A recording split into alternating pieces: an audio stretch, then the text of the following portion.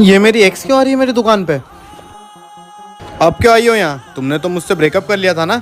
तुझसे भी अमीर और हैंडसम लड़का देखना है मुझे, और अब मैं उसी से शादी करूंगी। हाँ, तो ये सब तुम मुझे क्यों बता रही हो? उसको मेरे हाथ का हलवा खाना है और शक्कर खत्म हो गई है। चल शक्कर निकाल दे दुकान वाले।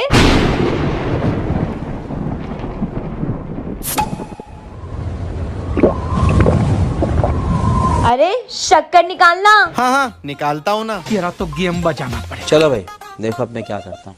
ये लो तुम्हारी शक्कर। बड़ा आया मुझसे शादी करेगा। ये लीजिए हलवा।